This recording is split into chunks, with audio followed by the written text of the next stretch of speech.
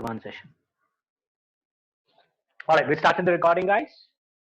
So let's start the session. We will be looking into Python programming to start off with.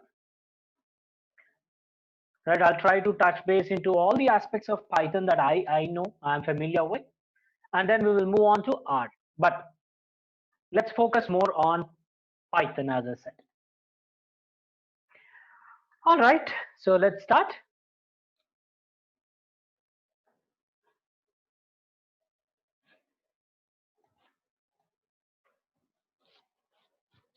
So what is Python programming for you all? What do you understand by Python programming when I say Python programming? Yeah, friends. Sir, it's an open source programming language, and nowadays it can be used for the web development or the data analysis or the machine learning. Uh, that means in every aspect, if you want to do uh, any sort of calculation for the point of visualization or for the point of inference, Python is used in any area, in any domain. Okay, so to get Python programming is open source, friends. Okay, somebody is trying to speak, I guess. All right, let me put you all on mute. Yeah. So to start off with, Python programming is open source and it is generalized programming language. It was developed for generic purpose. Now there are various bunch of benefits that we have. Like this is interpretable language. It is interactive language. Yeah, please be on mute. Right? It is scalable. It is having multi-threaded capabilities. It is basically English-like language. That's basically called as a high level. Okay, I would like to call it as high level programming abstraction. Then we can also have OS independent, that is portable. We call it as portable capability, right? Like this, there are a bunch of other benefits that we can speak about. Sir, can it be used for batch Right? processing? We are going there, Sundar. Let me cover each and every aspect, right? When I talk about interactive, that means it is batch processing as well. Okay. Let's not jump ahead. Let me take each aspect one at a time, okay? Right. So like Sundar has proposed, it also has batch processing. It's processing basically. It's a language which is used for batch processing, or it can also be used for real-time processing. It's just a medium. It's a language which enables you to write the logic which your computer would be processing for you. Okay, so these are a bunch of benefits. Now, when did it originated, and who is the author or who is the father of Python? Who created it? Von Rossum. This gentleman has started Python. He started developing it in way back in 1989, right? And it first officially was released in 1991, and it was made open source in the same year, if I'm not mistaken, 1991. Now, what does open source mean? This is something that I keep asking. Open source does not mean it is free. Of course, it is free, but it doesn't mean it is free. I mean, that's not the only feature that you have to look at when you say open source. Now, imagine a scenario wherein Rossum is developing this new software. Okay, you put yourself in his position. You started developing a software, right? You had some idea and you started developing it. It came to us particular shape. Let's say I would say build one, right? But it's long way to go. It's just an idea that you converted into some application. Now you have two options here. One is you commercialize it. That means you are going to develop this software and sell it. Right? You will have customers who are procuring your software and they start working on right this particular software. That way you'll become rich. Right? The other option is give it for free. Now Rosem opted for this option. Why? Why not sell it, and why to make it open source? Right? There are bunch of benefits in making the software open source. Right? Please do not switch on your cameras, friends. I request you not to switch on your cameras. We already have a bandwidth issues, and we don't want to catch you in odd positions.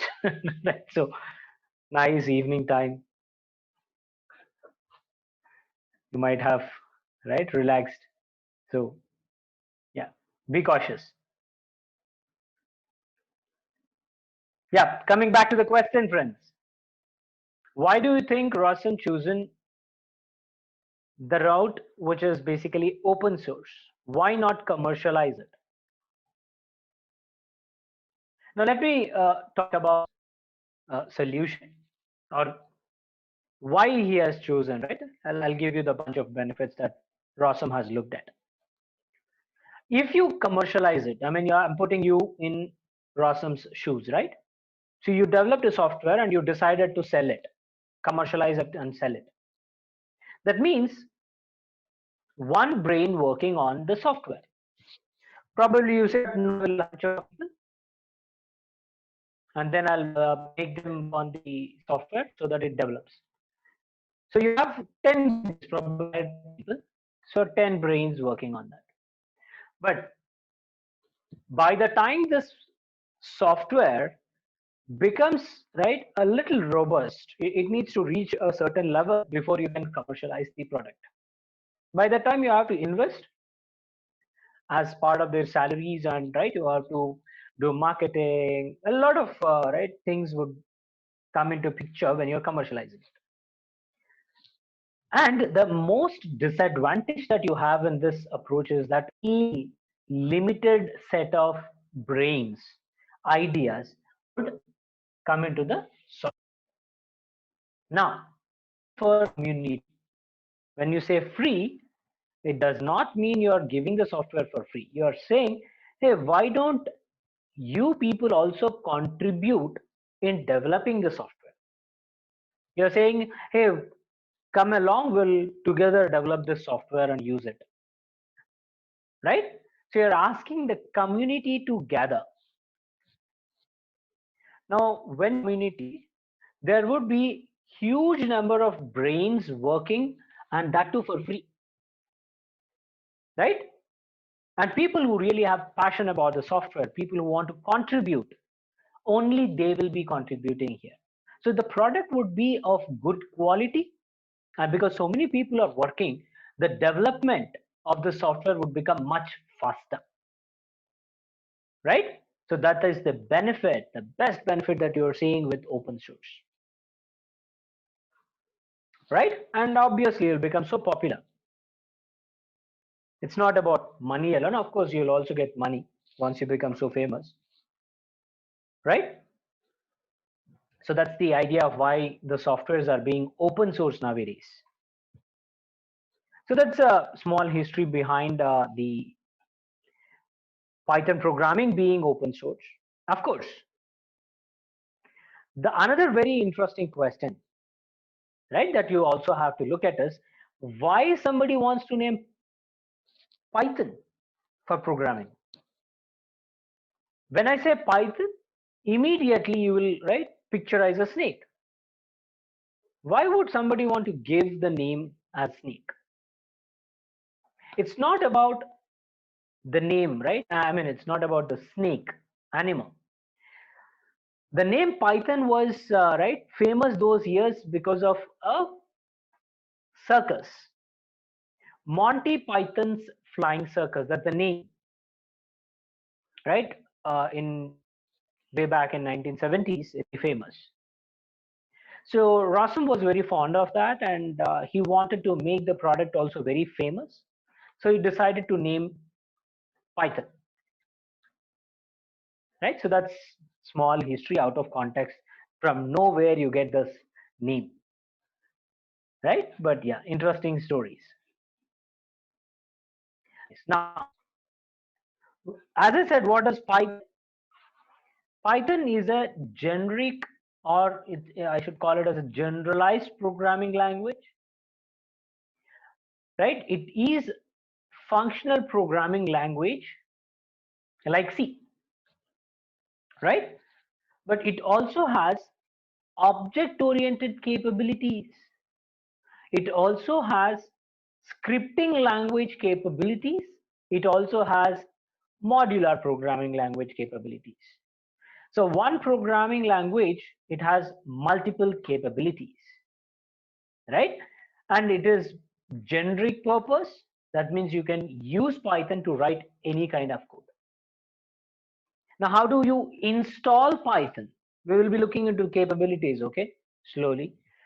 But yeah, before I proceed, okay, let me also talk about this. Object-oriented programming language and functional right oriented programming language. Yeah. So people who are coming from programming background, I would want people to understand.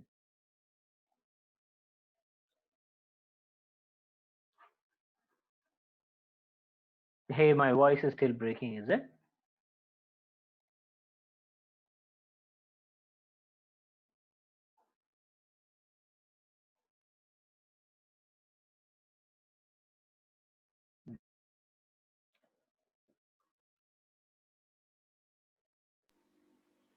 Not So sure. I'll try to answer this question. In object-oriented programming Yes, language, please. we focus that which is being affected. While in function-oriented programming language, we focus how the data being affected. So means on in object we are focusing on the data, Okay, good. while in the function-oriented we are focusing on the function of the program. Very good. Simple. The name itself is clearly right talking about the difference. Object oriented approach, functional oriented approach. Object is nothing but your data. Function is nothing but the logic that you want to get executed. Now, in our academics, all these years, right, we were taught about object oriented programming only, right? We talked about object, we talked about class, right? And there are a bunch of other benefits that you need to right look at for object oriented programming languages, characteristics of that. So these were something that we were right taught all these years. But the industry is now making a shift, especially with respect to right data science community. We are not programmers. We want easy and right simple coding. We are not code developers, right? So initially, the data analysis, the concepts were right derived by statisticians. They right brought these statistical concepts into business, and they used to right advise people on what steps they can take, the management can take on. So these statisticians, obviously, they were not good with mathematics. Sorry, with programming. They were good with mathematics, right? Exceptional cases, few people, right? They are good with business logics. So those people started, right, deriving these concepts. But thanks to the IT world, right? they automated these logics that the statisticians have right derived using right these kind of programming languages. Now once you have a logic defined, programmers can convert that logic into a program, right? Now these programs, if you have to rewrite every time, it would take a lot of time, and that's the challenge with object oriented programming. What happens in object oriented programming is you talk about data, right? Data is nothing but object, and on the data you define a logic.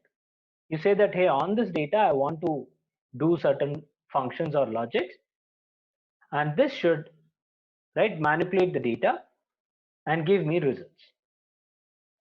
Now if your data is altered, the logic has to be changed because the logic is written specifically for this data,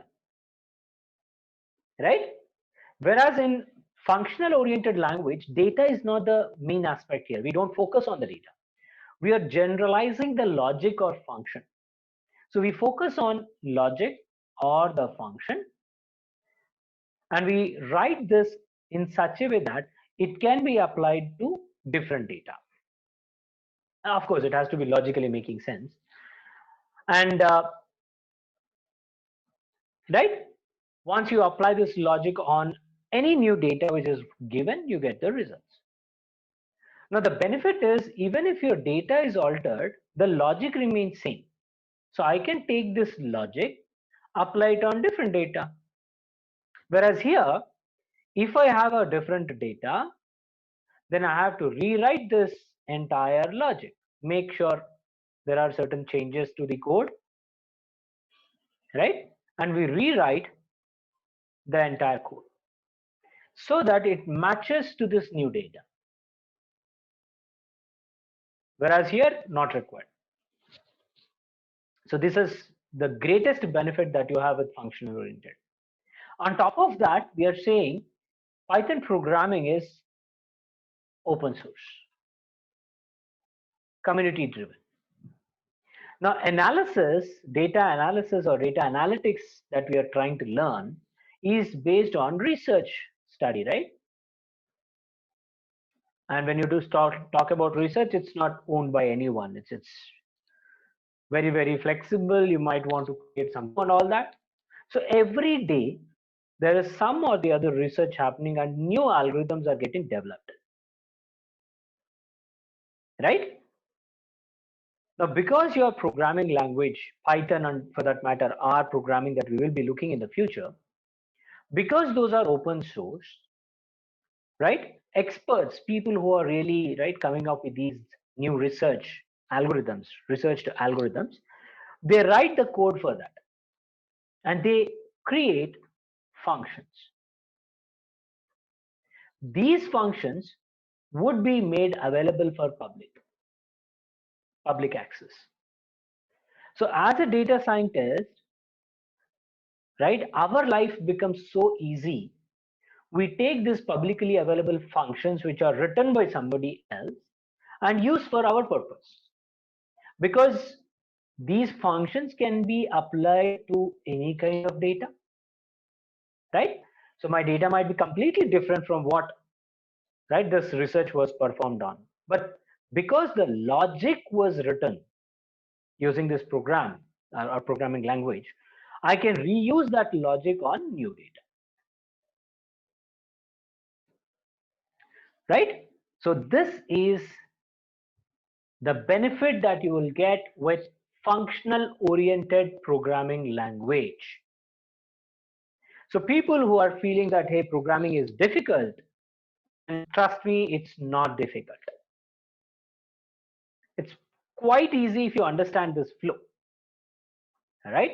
In one of my recent lectures, I was trying to break up the approach that you should take when you are right dealing with any of your programming, when you are writing these programs, right?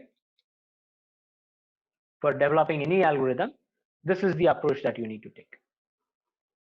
So I'm assuming everybody is aware of CRISP-DM flow. Do we have anyone who does not know CRISP-DM here? You might want to, right, raise your hand. Yeah. People who don't have the knowledge, only those people respond. Others, I can assume that you already know. Wonderful. CRISP DM, cross industrial standard process for data mining. And the first step of this CRISP DM is business understanding. Now you don't need any programming capability, right? That is required here. For business understanding, you don't need any programming capability. Here you are going to define, you are understanding the business statements, you are going to define the objectives, and you're going to define the constraints, right? Various other conditions. Those things you'll be understanding. And of course, you'll also have project charter that you need to look at. Then comes the data understanding part.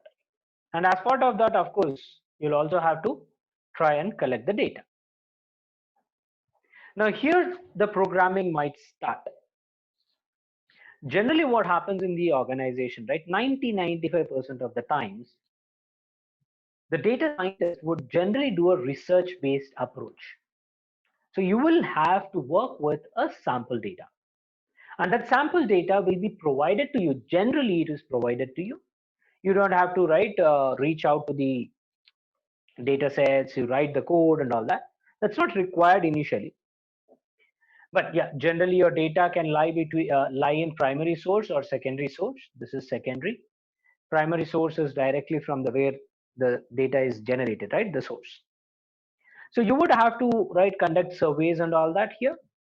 And here you'll need to connect to the data sources.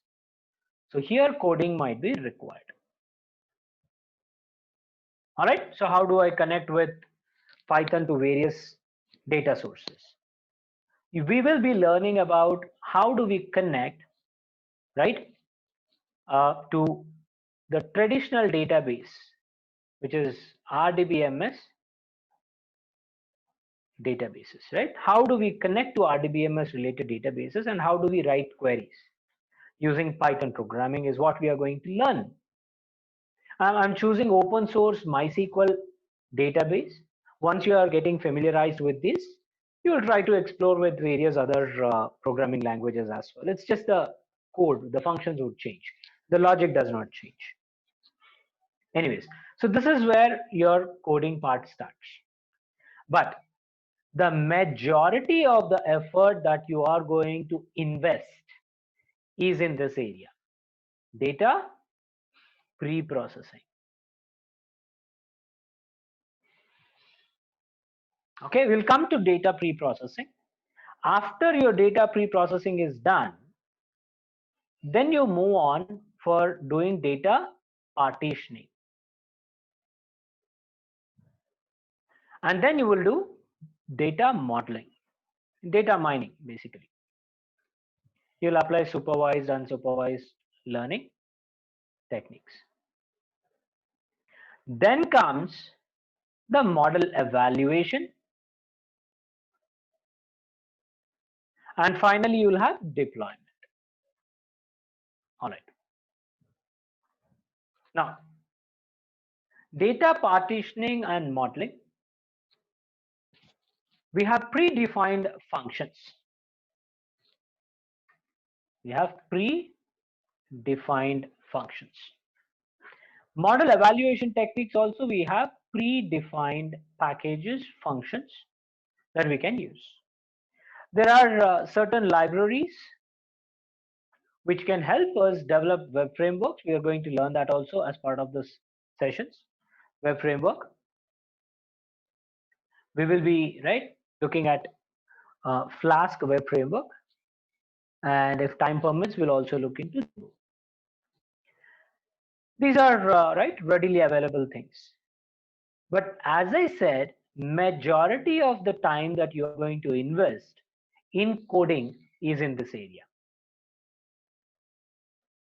This part. Data pre-processing. Now, one thing we do data pre-processing, if I have to explain that, we will go to our mind map. Data processing is further explained as three different subtopics: data cleansing or data preparation, EDA, and feature engineering. So these are also fine. We have predefined functions. But this is going to be very, very wide variety, and it purely depends on what kind of data that we are dealing with, on what aspects of cleaning process or preparation steps we need to apply.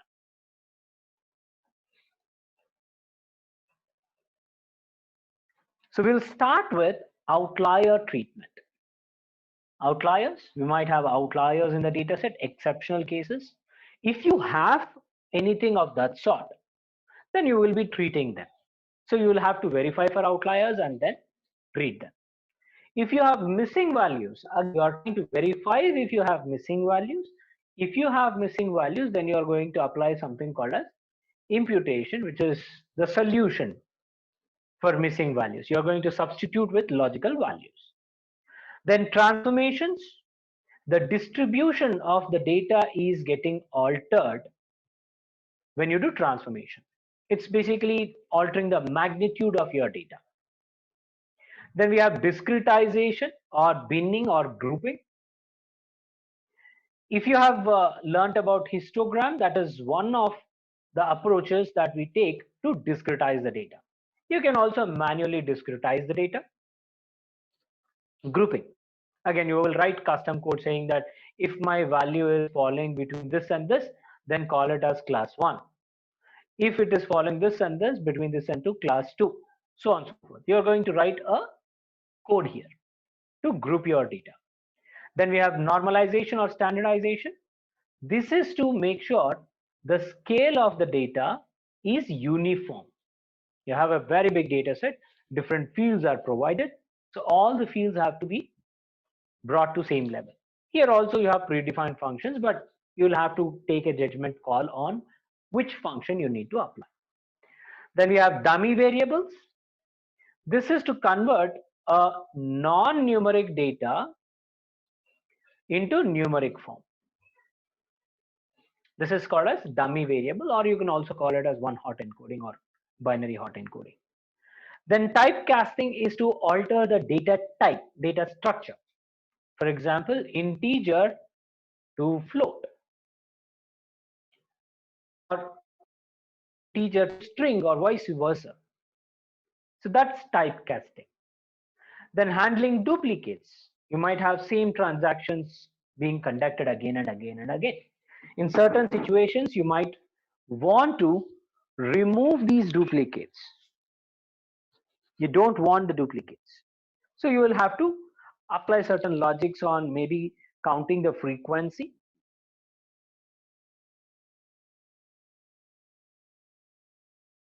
Summarizing. Then we have string manipulation. This is the character data that you have. It is non-numeric data. If you have such data, then what is the technique that you would want to apply?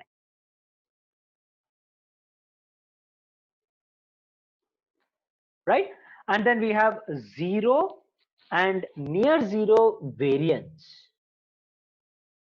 Right? Zero and near zero variance basically is talking about if you do not have variation in the data, then there is no information that you can extract. For example, just to give you context, I'm looking at manufacturing data, okay? Manufacturing data. I have employees data set. When I talk about manufacturing, let's say I'm talking about steel manufacturing plant. I'm looking at on-field employees data. Okay, one division which is working on field. Now this steel manufacturing on-field data, when I talk about on-field employees, I'm looking at right alpha male kind of a role, heavy lifting and all those things, right? Hard labor kind of job would be there. So when I look into the database, I have name, ID, etc., right? Now, gender, what would be the gender in this particular data set, guys? Let's say I have 50 employees in this particular division. Yeah, what would be the gender? Let's say talk about BHEL, the government body, right? Central government basically is, you can talk about this as a central government body. So it's having some thousands and thousands and thousands of employees. So I'm talking about one division where 50 employees are there. What would be the gender in this particular example case? Male, right?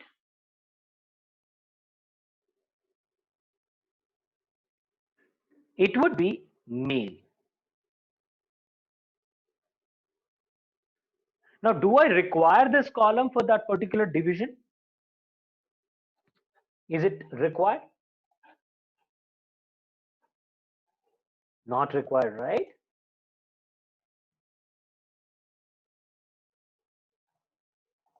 Not at all required, exactly.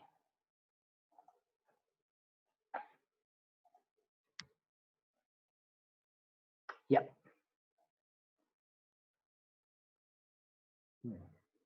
Where do I have settings?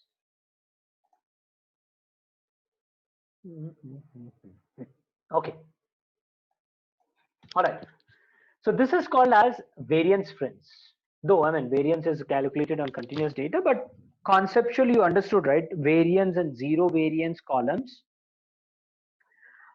are not required basically. Zero variance are basically not giving us any additional information. So for my analysis, this column is not required. So in such cases, you want to remove those data points, Sir, I have a right? question here. Sir, I have a question here.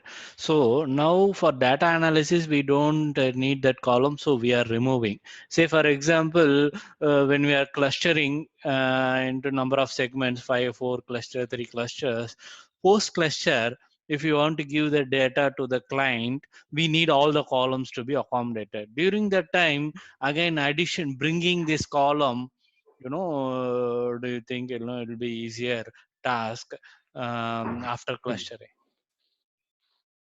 You answering your own question. No, it Sorry, will be who is very that asking difficult. the question? Sundar. Sundar, see, Huh. you're asking a question and you're answering it. I No. gave you one example. No, hear me out. I'm giving you one example where I'm saying if you require to perform some analysis on that particular data, right? In such cases, if a column is having zero variance, then it will not give you any value. In such cases, Agree. you will remove it. Agree. But your example now you're quoting is clustering. That is a different requirement for me. No, So my for my approach would be clustering different. In purpose. such cases, I will consider all that. Okay. Because what I thought is See, it like all for depends on what is your requirement, Sundar. right It for my all depends on what is your requirement. say for example, my thought is like, okay, data cleaning, all these things we are trying data pre-processing, we are trying to apply for clusters also. So we feel like, okay, some columns, it may not be needed for clustering, so we are keeping in that mind and we are removing it. So in our case example, we discussed also some state in the See, university what file. if, okay, what if, Sundar, uh, what if in the same example, I have all the employees in the organization only male? I have 1,000 employees working for the organization. There are no females at all. In mhm. such case, do you still require that column? No, it is no. Even for I clustering? completely agree with you. It is not needed. My only problem, where I face is, after analysis, we come up with a database. With a data set with removal of this column, we come up with some analysis, and we came up with some 3 cluster or 4 clusters, grouped them. So now we need to present the data to the client. So now we want all the columns, even this removed columns, to be included and then present to the Why? client. Because they Why? gave the data, so we are supposed to give whatever the Not call. required, right? Uh, Not gen. required. No, not required, Sundar. Okay. That is the case, no issues. Yeah, But you're just not in required. case we are supposed to give means, then we will find it as an issue at that time. That is why, I was just wondering. Why? That's my question is, why would you feel it is difficult? Okay, difficult in You sense. have a data set, Uh-huh. you're calling it as data frame. You're doing pre-processing, probably you'll remove few columns and you're calling it as data frame 1. You're applying clustering on this and you get cluster membership for each row, right? Here you might have 20 columns. Here you have only 15 columns, but the row number would not change. Here you will add the new clustering membership ID. So you'll have 16, right? Now what you're doing is you're taking this ID and adding to this data set. So you will have data frame with 20 columns plus that ID. Why is it so difficult if you have to present the complete data set with the ID? Okay, using that label thing, you just go ahead and add to the Of older course, data. right. Okay. Exactly. Okay, sir. See, it is all about visualizing what we are trying to do, right? Language, programming languages are only mediums to us to communicate to the computers on what they have to do, right? Now you visualize what you want to do, and based on the boundaries, when I say boundaries, there would be certain limitations for these programming languages. They cannot do everything. Even if I talk about English, it's a language, it has its own boundaries. Same way every language has. So within that boundary, how well can you communicate to your computer so that the task can be done in an easy way, right? So that is something that you have to practice. More and more practice gives you better command in a language. Sure, sir. And just visualize what you want to do. That's more important. All right. So let's move on. So that's about zero variance. So as I said, the step, right, where you will be doing majority of the coding. And unfortunately, it is all manual, guys. It's not automated. At this point of time, it is not completely automated. You will have to understand the data and then try and apply what is the best solution for that particular data set on that particular business scenario. And it is not universal. It's not universal solution. That means you might think one solution is correct. I might have my own reservations. I might think my solution is correct. Right? That is the benefit of doing research approach. Everybody is correct, but you should be able to logically explain. Okay, that's important.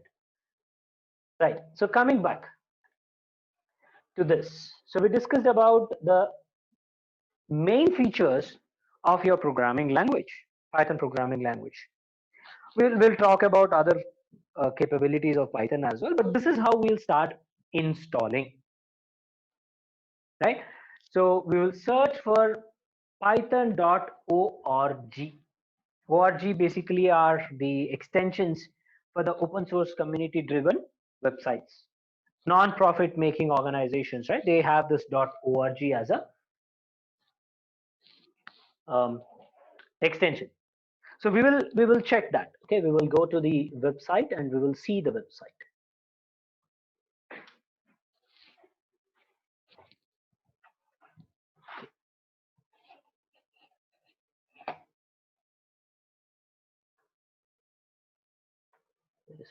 Yeah. Let me launch website. I'll say python.org.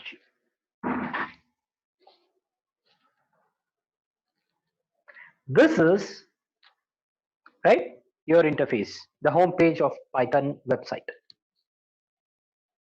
If you want to download, you can click on this download and you have all the releases, the source code, Windows, Mac, right? Different options are provided, but really this is not much different. You can click on Python 385. The website is automatically right. Yeah, tries to understand what is your OS and all that. But again, sorry, but again, it's better you go for your specific version. you might want to choose that. The latest version is 3.8.5. Now history is something that you need to remember.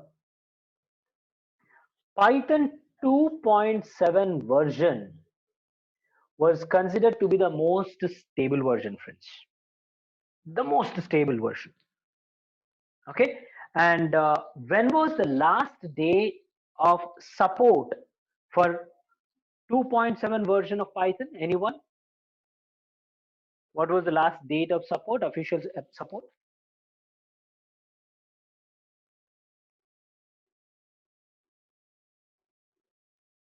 Anyone?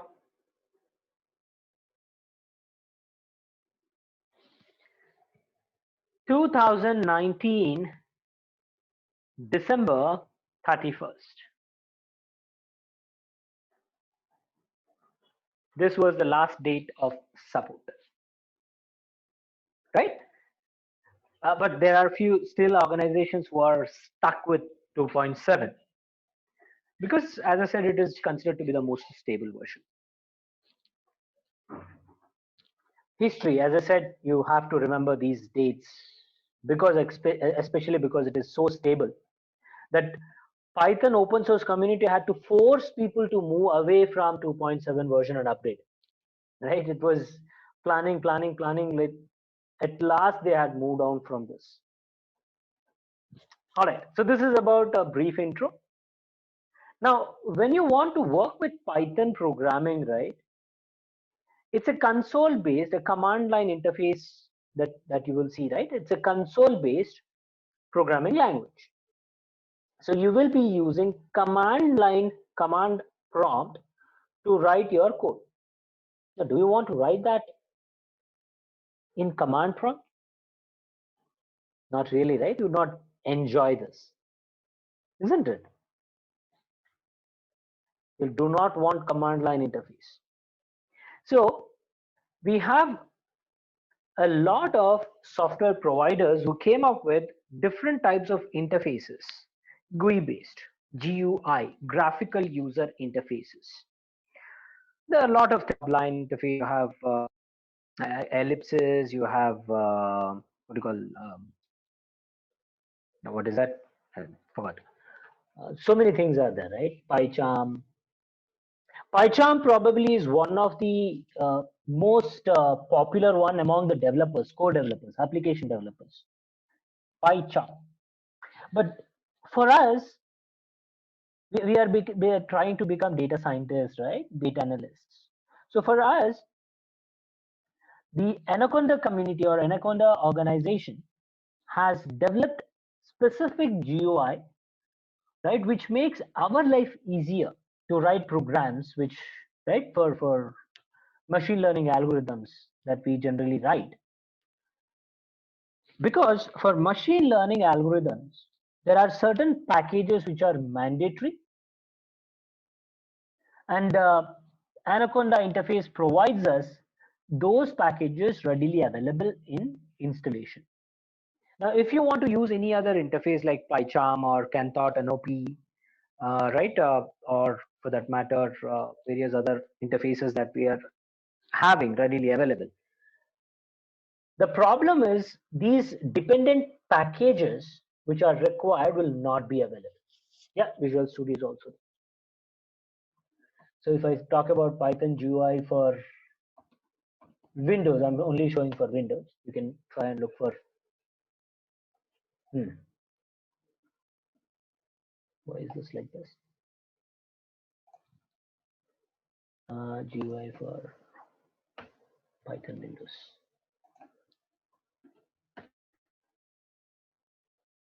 It's not showing.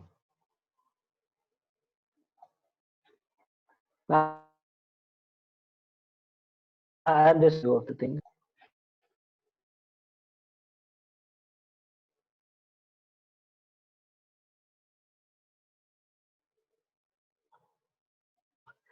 It's basically right option. Right now, we don't want to get diverted on all these developer related GUI. What we will look at is simply anaconda.com. We'll look at this only. Let's not get diverted into other applications. So data science community, we generally resort to this particular interface. Now, Anaconda is an organization. They want to prove that right is better compared to Python. So that's the reason why, right? I mean, the names are like that. Yeah, I mean, in Snake community, Anaconda is considered to be biggest, largest than Python, right? So yeah, that's the reason they have these names. Now, this Python community or Python organization has multiple options.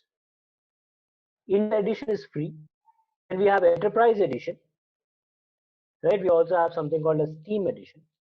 All these are license based. This one is free. So you click on this and you should be able to download the software. Okay, your data science toolkit. If you click on this download button, it will take us directly to the bottom where you have this options to download. Now, people who are logging in for the first time who have not installed, you might want to install the appropriate version. Now, this software, right, that you are going to install, the Anaconda installer software, would come with Python 3.8 as a package, right? It is a bundle software that you get. It has Python installed in it, I mean Python packaged in it, which will automatically get installed. It will have a lot of libraries or functions which are mandatory for us to do data analysis. Those things will also be combined, right?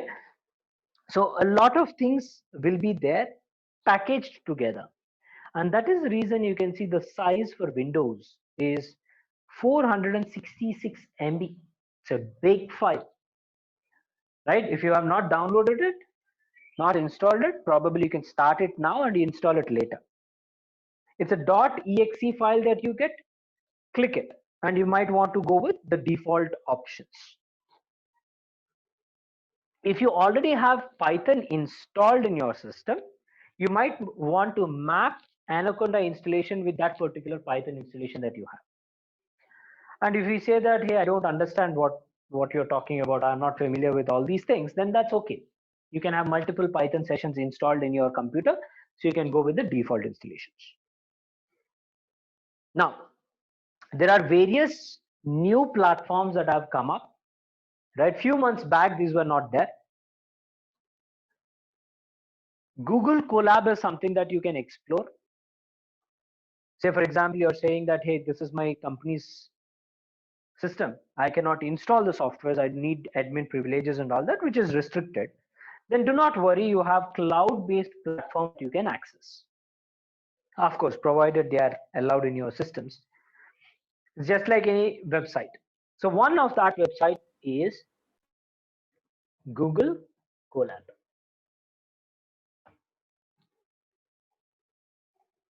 You can click on Google Colab and initialize your intent. You can start your program. Okay, this is intro. We'll look into the code and all that. Okay, later. This is the documentation that you can see here, right? And if you want to click a notebook, click on new notebook, and it would create a session for you where you can start coding. This is one option that you have. Now you might feel that, hey, Google Colab, no, I'm not interested, I don't want to use this. Then fine, you have multiple other options. The next option that I'm going to show you is directly provided by a community called Jupyter. So when you install this Anaconda, right, it gives us bunch of options as GUI. You'll see the screen like this. Okay, not all will be there, but you can get everything. You see this Jupyter option. So that option can be accessed on cloud. Jupyter.org, again, open source. It's not Google, it's an open source.org. This is what you will see. And these people have started providing the laboratory, right? to basically practice. You can try and start working with this Jupyter Lab in your browsers. Right, Jupyter Lab dot next generation interface is this. You can also use this option, Jupyter Notebooks, either one. You can start working on that. So try it in your browser. And once you click on it, it will give you these options. I would go with the Jupyter Lab. You can also go with the classic option, but I'm going with Jupyter Lab.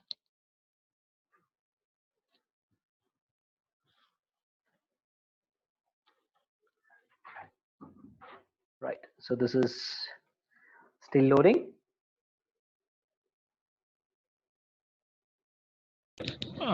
Sir, just want to keep you posted. We most of us tried installing this with Anaconda. So when we got There will be a familiarized with, compatibility issue. we have some familiarized with those, the settings and all. So probably if we go with that one, that flow, it will I'm be going helpful. with that only. Okay, sir. Okay, I'm going sir. with that Instead only. of Jupyter, I You mean. have to Okay, basically sir. expect any. Okay. So please hold on. Definitely. I'm going to show all the options. Definitely. Okay? Thank Don't you. worry. Yeah. Yeah. Sure.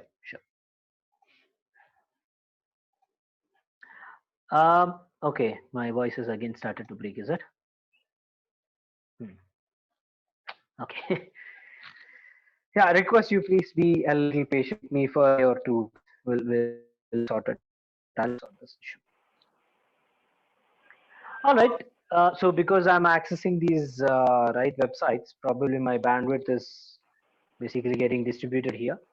So this is the interface that I'm talking about. You can close all this, right? And you can start new notebook, right? You can say new notebook. You can also click on this plus. It will also give you a new notebook. You're clicking on select. There will be a kernel. If you're not utilizing this, then the kernel would get disengaged. You will not have the kernel for execution, right? And this is your notebook. You might want to load the data. You might want to create your folders and all that. You can do here. If you want to upload any data, right, you can upload the data directly like this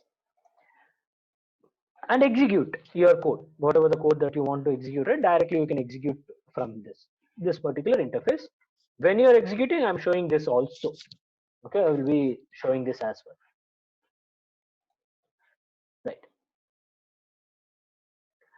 Right. Yeah, Upendra, that's exactly what I'm trying to explain, right? It's cloud. Yeah, it's a cloud-based interface that is provided for you to practice. You don't try to save anything and all that.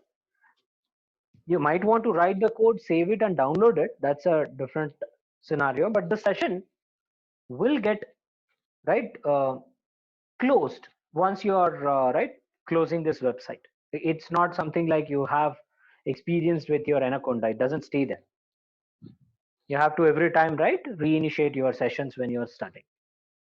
Anyways, so this is basically your jupyter.org. The most two popular ones I'm talking about, one is Google Colab, the other one is jupyter.org. Now, offline option, right? The Anaconda software that you might have installed, you will see something like this. Anaconda Navigator, the green circle with the scars, which look like snake scars, would be there. You click on that Navigator. It's a very big software. It will take a little while to boot up. But yeah, this is one single stop solution. You will have multiple GUI options which can be controlled directly from this console, Navigator console.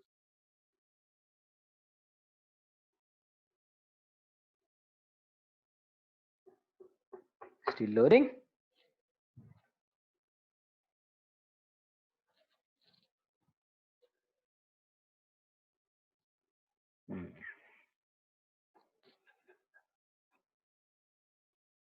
All right.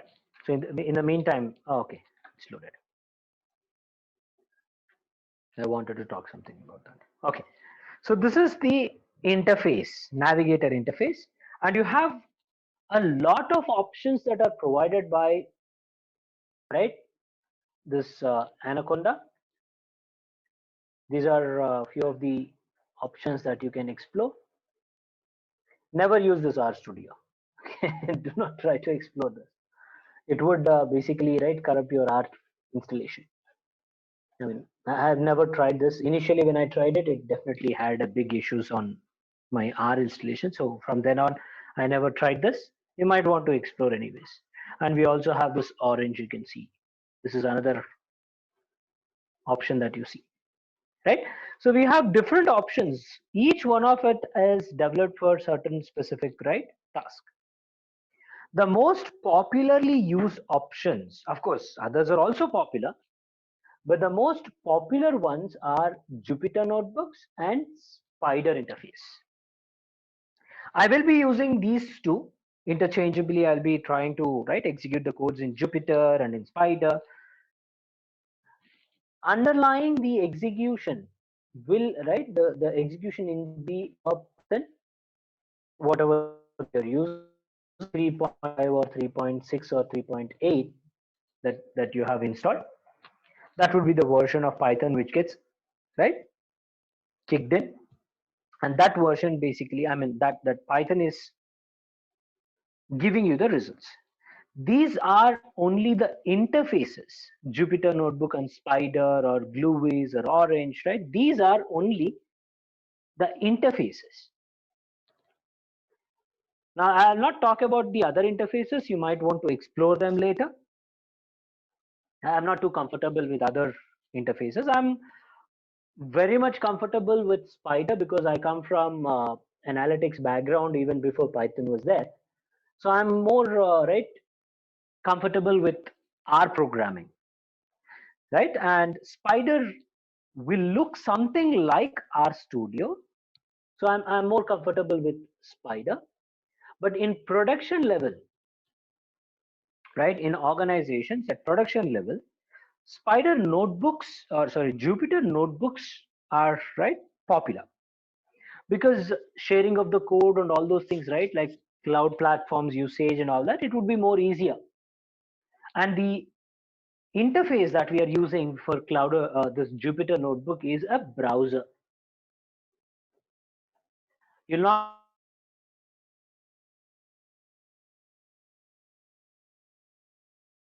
with respect to your GUI. Whereas Spider will install a standalone application for you, and that standalone application would consume a lot of resources, right? So that's basically the difference. Another notable difference, right? It is going to give you a script when you are executing or developing a script in Jupyter notebooks. It will give you IPYNB file. So the extension would be IPYNB, which basically is nothing but IPython notebook. IPython basically means internet, right? So it's from that perspective, IPython notebook. Whereas the Spider, this interface will give you .py scripts, the core Python scripts that you can develop and execute.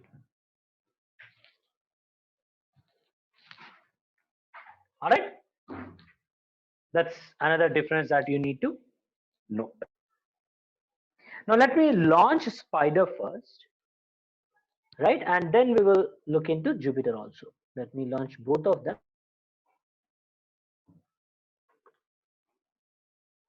I'm launching both the applications.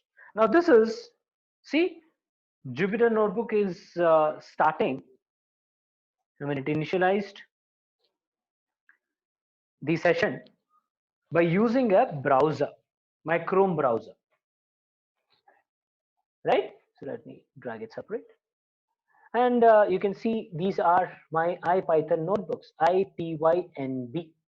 These are all my IPython notebooks. So double click and you will get this script. So let me, where is this? Clean. Where is that? Okay. I always keep forgetting this.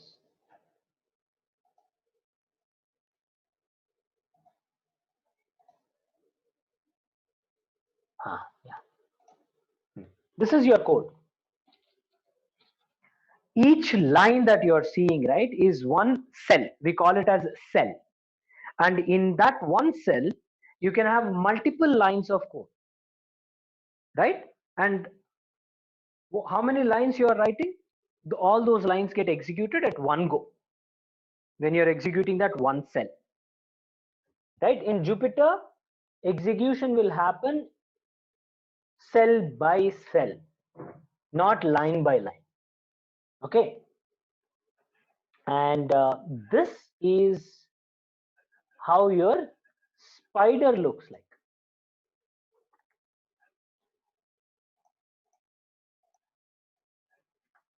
Let me drag here. This is how your spider .py scripts look like. So it's like a plain notepad where you are writing your commands, where this is like a cell by cell. When I say cell by cell, it is like a ruled notebook. Right? I always try to remember it like this. Jupyter is like my school days ruled notebook. Spider is like more advanced. At a higher education, you get plain notebooks to write. So you have to figure out that you write it in a straight line. Right? So that's the difference. Right. Somebody has unmuted. Yeah, let me mute. I have 8. Yeah. Take that. Let me take your questions before that.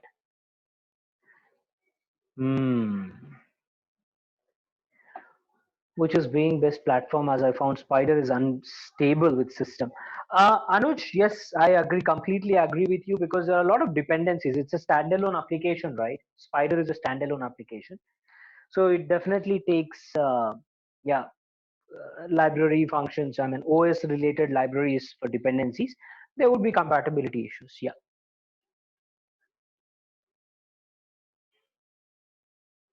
So which platform should we prefer, sis? By anything, that's your choice. Sublime is another GUI option that you might want to use. Your comfortable levels, Upendra. But if you look at the industry, Jupyter Notebooks or Spider, either of them are popularly used. Jupyter comes along with Anaconda installation. We don't need to install again, right? No, these applications generally have to be installed first, Santosh. When you first launch this install navigator, right? You might see option like install here. You can see that orange, it says install. RStudio, it says install, right? Same way you'll have install, and once you install, you will see launch. Kernel is the execution right engine, Navin. That's a look and feel, Deepak. You can change that. That's options that you will have here. You can go to view, go to, I think Windows, yeah, layout preferences are there, right? Here in Windows layouts, you see the layout preferences. You can change the layout preferences and all that. These are one basically the look and feel. Coming to the color, you can come to these preferences, and then I think, yeah, this is editor, and appearance is also there. So this appearance is something that you can play around. Yeah. By default nowadays it's coming with this black color visualization. By default it is black. Can the exact same code be used across? Yes, absolutely. But see, IPython notebooks are more like an XML code. In the backend, they are like XML code. because of that look and feel and all that, right? They are using the web browser to execute the code, isn't it? So in the backend, it is XML. It's not like the plain text. But you can copy paste the same code and execute. It's not different. That way it is same. You can save, I'll show you, see. You can save this code which is written in Jupyter notebooks as these different options, and you have Python option as well, .py. But from .py, you cannot directly convert into .ipynb. That's not possible, right? So that is something that you have to remember. From py to ipy, it is a little tough ask. From ipynb to py, it is very easy. Just say download as. That's it. For me, Spider opened. However, when I launched Jupyter, it says error. It should not do that. You might not have installed it, probably. Check.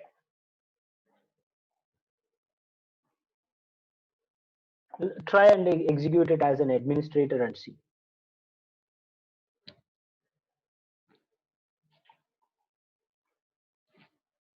Jupyter command, error executing Jupyter command lab, access denied.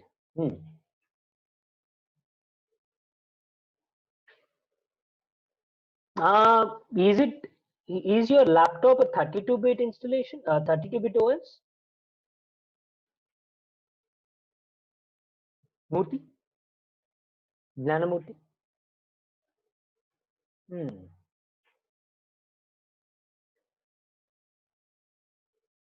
Now, if it is a 32-bit installation, Murthy,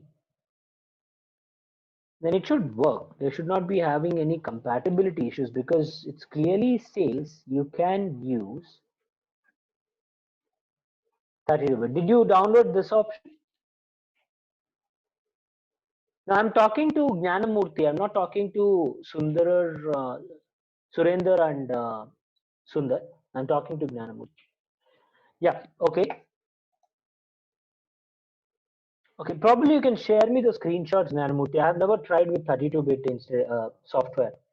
I never used 32-bit OS in almost a decade or more time. So I have to research on that error. Okay. Surender and Kaushik, both of you are Surender and Sundar, both of you are getting access denied option. So probably you might not have installed the Anaconda in the navigator. Did you install Jupyter Lab?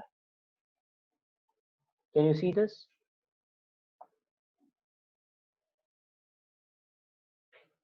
Yeah. I think somebody has given me the solution. Pratiti has provided me a solution. Let me. Okay.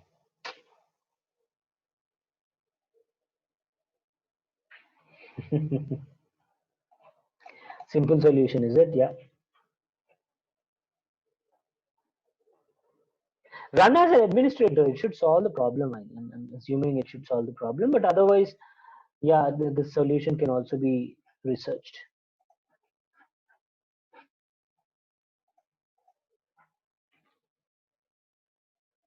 Could be in the command prompt. Yeah, they might have given that path. That could be another reason. But when you are launching your Anaconda Navigator, let's say, when you search for Anaconda Navigator here, you see run as administrator. Choose this. This should solve the problem.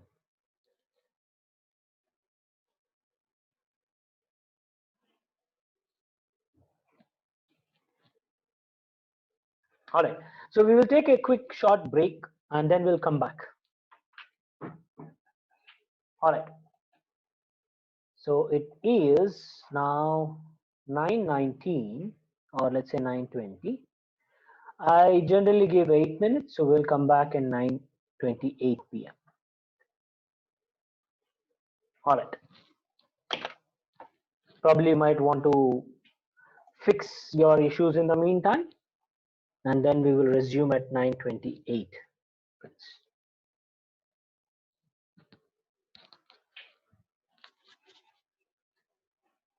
All right.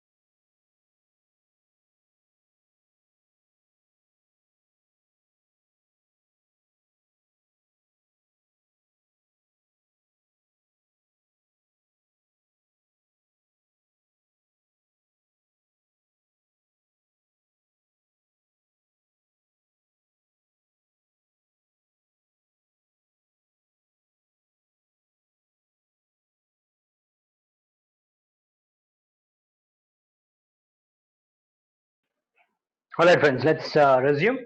Hope everyone is back.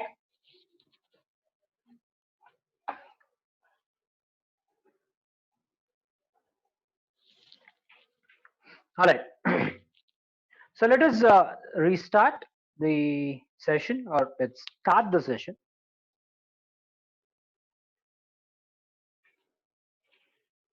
And we've looked at different interfaces. We've understood how to in, and right, this is the website python.org, from where you will be installing the software. But again, this will have only command line interface.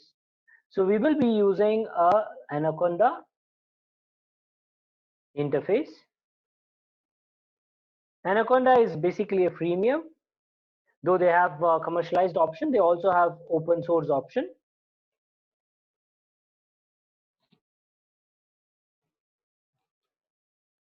Which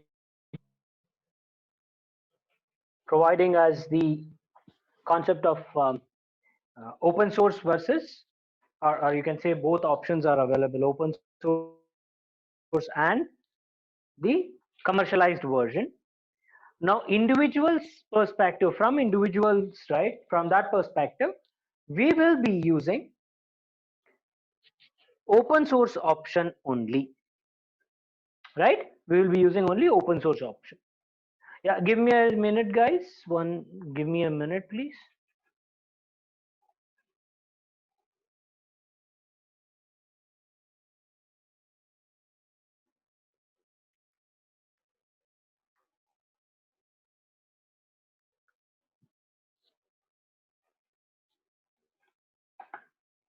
Yeah. So we are looking at, yeah. Actually, sorry, I just want to check that color option you said under preferences, under editor user something to change Just it to explore, white. right? It's under Okay. tools, Okay. preferences. There is something called as appearance. Play around. Okay. Okay, sir. Okay, Play sir. around Thank this you. option. Thank you. Thank you. Yeah. Sure. Right. All right. So let's continue. So we looked at python.org, then we looked at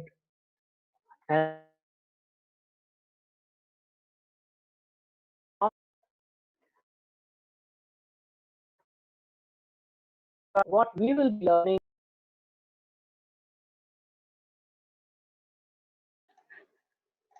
My bad. All right. So we're looking at Jupyter notebooks, Spider, and Jupyter notebooks. Spider would give us .py, Jupyter would give us notebooks. IPY, sorry, NB, notebook. Right? Now, let us look into other features of thereon. Okay, we'll try to look at all the aspects that we can cover today. So this is how we install. Right, we go to Anaconda distributor as well. Now, why we need to use Python? Right, you need to look at this question. We need to ask the same question. Why we have to look at Python? Python is a generic purpose programming language, friends. Okay, if you are familiar with R programming, you understand R is developed only for statistical computing, whereas Python is generic purpose. So you can develop a testing code, you can develop an application, you can develop a, let's say, website, you can develop a video game, right? You can not. So all the industries, all the different domains, for different different tasks, we can use Python. Now, when we talk about machine learning, right, this is very important focus here. When we are talking about data science, not even machine learning, I talk about. Now, data science has combination of multiple things. One of that is statistical computing. In fact, it is one of the most important things that we need to look at. Now, this statistical computing can be done using R programming or Python programming or any other programming language which supports that. But R is specifically developed for doing this. Whereas we are saying that Python is general purpose. So from that perspective, R programming is much more matured when compared to Python. For simple statistical computations and all those things, right? R is better. R is easy. R is convenient. I love R. Okay. I'm passing my own statement also. But when it comes to complex computation, AI development, deep learning, until machine learning, it is fine. But when you want to use complex computations and use deep learning algorithms, then there will be a lot of challenges with respect to R. Remember, it is statistical computing, right? It has certain limitations. Artificial intelligence or deep learning is not statistical computing. Remember that. It's not plain statistical computing that we will be doing, right? So, from that perspective, Python is much, much, much matured from deep learning and AI perspective. And this is another reason why Python has to be picked up by you guys. You have to learn. There is no other option. Okay, it's like you have the only option to get a job is learn Python. Now, if I mandate it, then you will learn, right? So let us mandate it.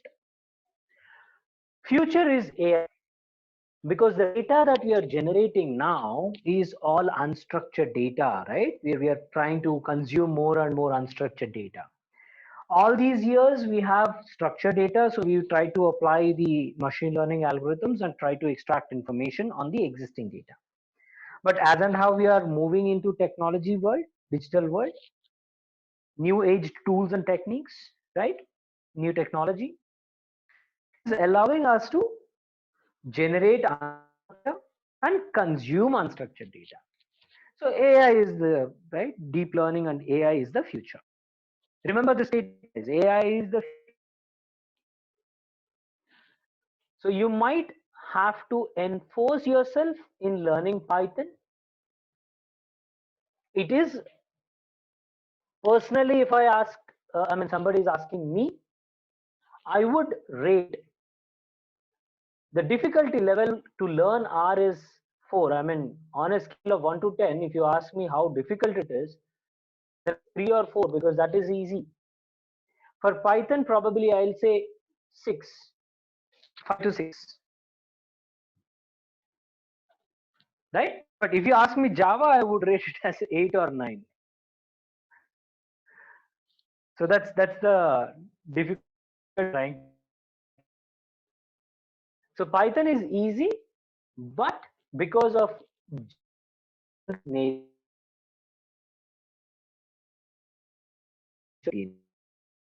right,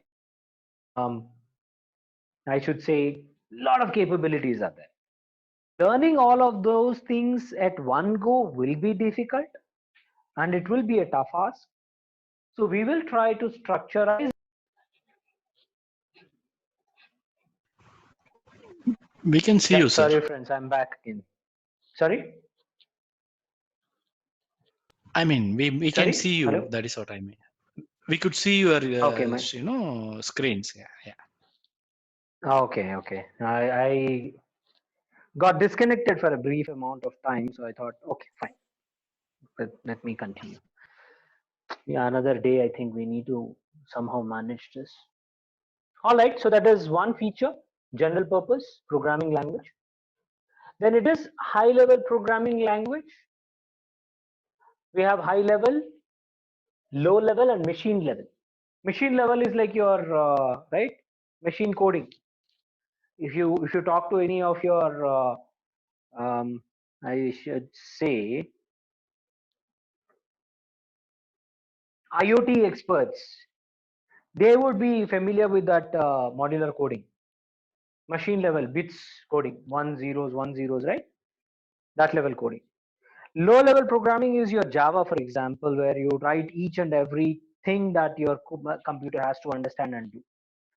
This is high level programming language because you are going to talk about your requirements, and your Python, right, engine is taking care of a lot of things for you.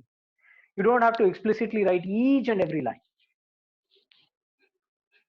Right? That's one advantage with Python that you have. Now, easy to access, it's open source, easy. Rich libraries. Now, we will be learning a concept called as library or modules or packages. These are nothing but pre-written code or function. We call them as functions. Somebody has written for you. We will be using it, right? Open source. Because of this open source nature, and because a lot of industry, right, folks have been consuming Python, the libraries got much more robust. They are every day getting enhanced. So you have a very rich libraries which can be used for accomplishing our jobs. And of course, it's a by dynamically programming language that you basically write something on the spot, develop something on the spot, right? You can change at the last minute also, interpretable. And of course, high level and English like commands. These are another bunch of commands, features that you have with Python. And as you can see, these are all the organizations where, right, they use Python programming for doing the task done. A lot of organizations have adopted Python now. Now, for any programming language, there are certain standard data types, right? Python also has those standard data types, but these standard data types are broadly classified as mutable data types and immutable data types.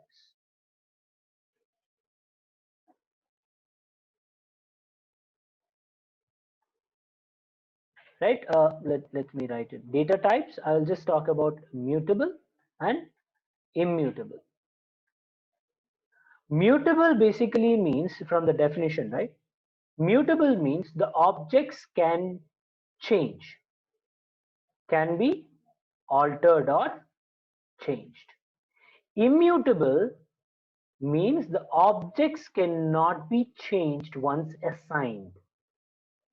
Cannot be changed. You cannot alter the values once it is assigned. Okay, what is this immutability and all that? We'll discuss that. Now, data types broadly, right? You can look at, I should say, arrays. Okay, in Python, we deal with arrays. Now, one-dimensional array that we have is a vector. Vector cannot be defined as one-dimensional array, but one-dimensional array can be treated as a vector, and Python uses one-dimensional array. Two-dimensional array is nothing but a matrix. Again, you have a special type, special data type called as matrix, but your array, which is a two-dimensional array, can also be treated as matrix. Then we have lists, then we have tuple, then we have sets, then we have dictionaries. Of course, you also have strings that we will be learning, and these two also. So these are the broad data types that we will be looking at as part of our, right? Hello, practice. Sharath. I have a doubt here. Like series also is similar to vector. Like series also is a single dimension only, right? Series. Yes, series is also a single dimension. Yeah. Yes. Is it also similar to vector? No, series is not a vector. Series, you can say it's a matrix. Like a single dimensional matrix. See, series is a column. Series is a column. Vector is a row. Got it? You can remember that way. Okay, sure. Thank you. Sure. We'll look into that. When we do the hands-on, right, you'll come to know the difference also anyways. Array is mutable. Arrays are mutable. Arrays are basically the arrangement of the data. We in Python, right? When you when you talk about these data types, these are the data types that you will be dealing with. Array is the arrangement of the data. Okay, that's of course one of the data types, and it is mutable. Right. Then yeah, multi-dimensional array is nothing but your tensor. More than two, right? You have more than two dimensions, then when we call that as a tensor. That's an AI concept. We'll talk about that later, probably at the fag end. Then we'll have conditional statements. Like any other programming language, we will have if statement conditions. If conditions would be there, if else could be there. So what we are basically saying that if a condition is satisfied, then you will get answer as true. If the condition is not satisfied, then you'll get false. Now here, if you're right, basically you're writing the program in such a way that if the condition is satisfied, do a task. Probably you might say task 1. If the condition is failed, then you are saying do task 2. Okay? If condition. If you want to add more conditions, then you say if else. If else if. Multiple conditions would be there, right? So this way you can keep on adding these if conditions into your loop. And one if condition, right, might have another if condition within it. So this is called as nested if. Say for example, you are saying if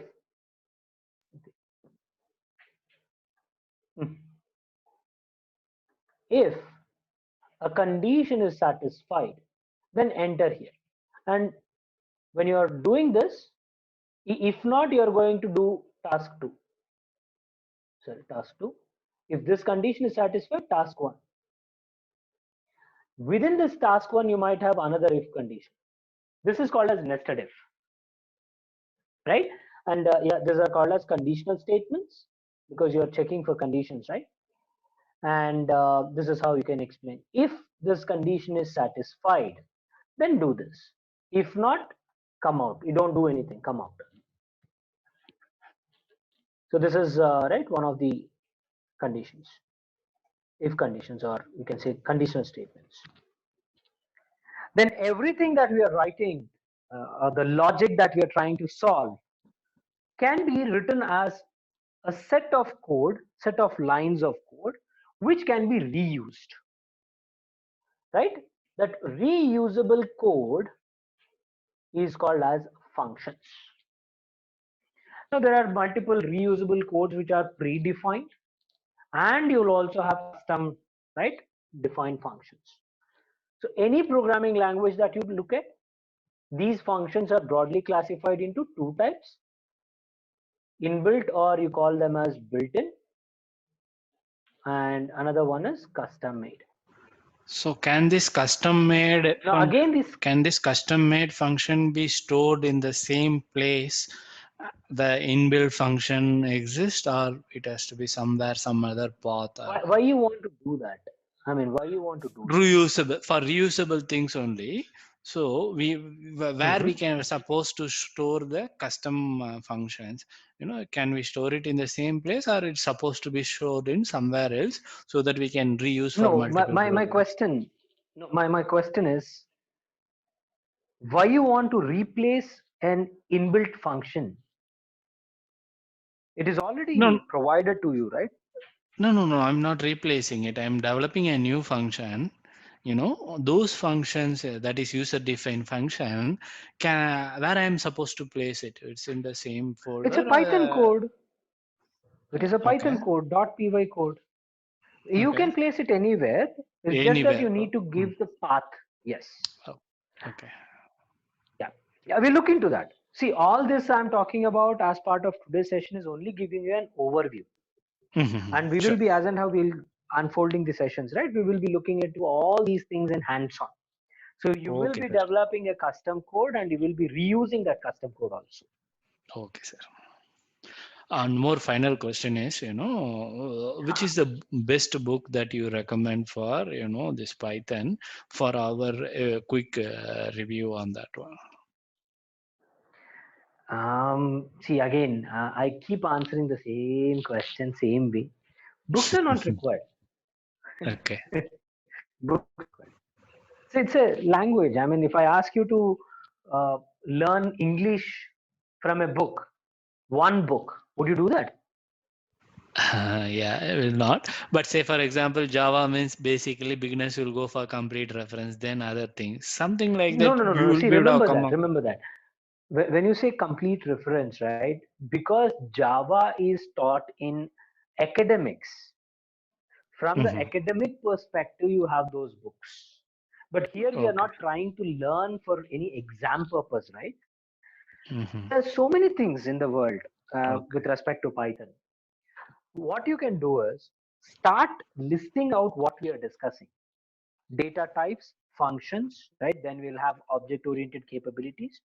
You focus on these things, then you Sure, sir. explore on each of these features separately.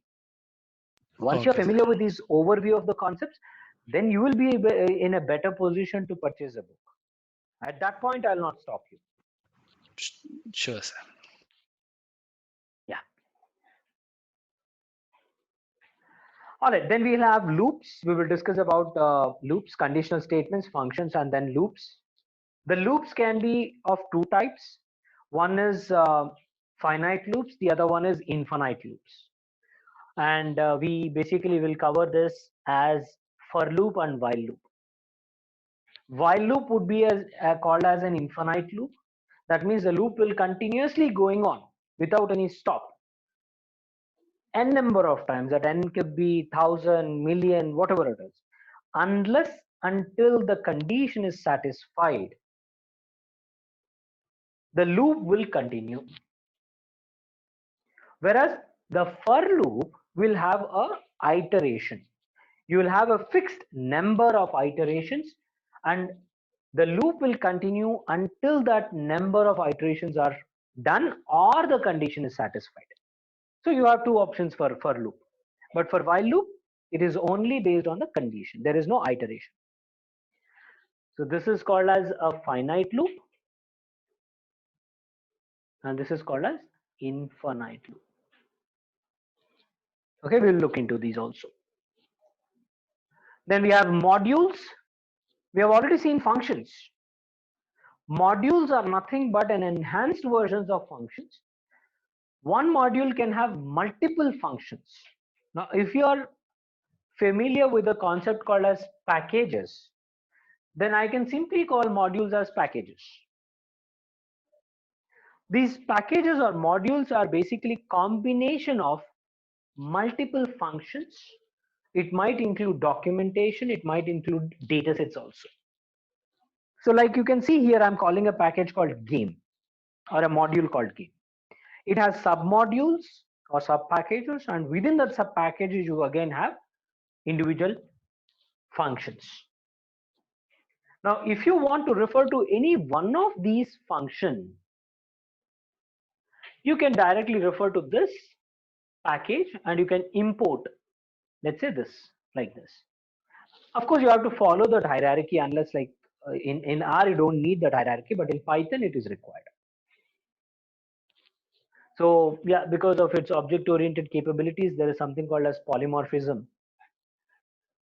So for that reason, right, you need to follow the hierarchy. The naming conventions are very, very important that you need to follow. So yeah, remember this. Because see, if you see, as an example here, I have a function called load.py in sound. This is a package called sound, which has load.py. But I have another package or another function with the same name. When you are saying load.py, how does Python know whether you are referring to this or this if you're not giving the complete path, right? So that name duplication is allowed, polymorphism is allowed, and hence because of that you will need to maintain that hierarchy or the path. That's one point that you have to remember with respect to calling of these packages. You can also rename the packages using aliases. That way you basically write the code a little less. Now coming to the object-oriented capabilities, we'll have inheritance and polymorphism. Inheritance, now some rich person would be there, I'll go and ask him, hey, how much did you inherit from your forefathers, from your fathers? Yeah, parents. How much property did you inherit? It's basically nothing but you are getting the features, the properties from your parents, right? Same way, you have base class and subclass. The inheritance property basically for subclasses is that you capture the characteristics of the base class into subclass, right? And there could be different types of inheritances: single inheritance, multi-level inheritance, multiple inheritance, hybrid inheritance, hierarchical inheritance. How do you get the property? So this is me, or let's say this is me. Let me change this. This is my father, this is me, and this is my son. So I got property from my father, though I did not get anything. I'm just giving you an example. And then from me, the property would be passed on to my son, right? This is single inheritance. From my father, I got the properties. This is you pass basically, if you have example, my father has 2 kids. This is me, this is my brother. So both of us will share the properties. This is like my mother's side, my father's side. I get the property from both of them, right? I'll become super rich. That's the case, right? So this is how basically you have the different inheritances, right? Now you should never forget now inheritance, right? I've probably given one of the examples that you will never forget. Inheriting the properties, literally property I'm talking about. Now, Python is known for its multi-threading. That means you can be developing a parallel processing code. You can write your code to get the parallel processing. You can start threads, execute the threads parallelly, right? I know a lot of people might be looking at, oh, wonderful picture. Why there is a woman? Why not men? Men are not good with parallel processing. Yeah, I know I'm a guy. Though we claim that we are good with parallel processing, but trust me, women are best with that. Right. We are good with doing one task at single go. Sequential processing. Guys are for sequential processing. All right. So this is multi-threading capability which Python has, which will enable us to do parallel processing, and this is something which we can use for executing the AI kind of projects, deep learning kind of code, where you have intensive, heavy processing required for your neurons. There would be some hundreds and thousands of neurons that you might have to train. Iteratively, these weights get trained in the neural network concept, especially if you have image data. Your images basically have some megapixels, right? So basically you're trying to multiply millions by millions. So those many data sets will be there. I mean the dimension. In such cases, if you have to do the computation, it's better you have parallel processing. Multi-threaded capability is better. Has to be utilized. And this is where Python has an edge over R. R is a sequential programming, a single-threaded software. You cannot do parallel processing in it. But yeah, this you can. Right? So this is multi-threaded feature that we will be looking into when we'll touch base on that particular topic.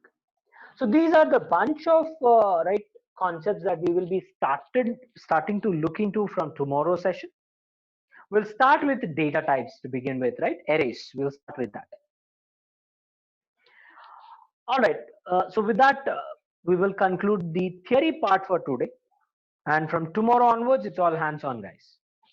So make sure you're having your Python installed properly without any errors. If you feel that there are some errors, then I would recommend you go to either Google Colab or Jupyter.org interface. That would be better rather than trying to troubleshoot and get irritated if it is not solving the problems. You can have cloud-based interfaces used without any issues. All right, with that, let me conclude for the day.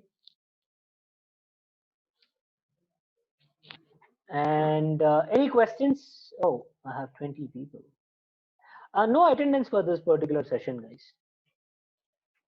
What's the meaning of threading? Threading is basically I should say, you have CPUs, right? Parallel processing. If you look into your processors, right? I mean your computers, right? There is this multiple, I should say, how would I define that?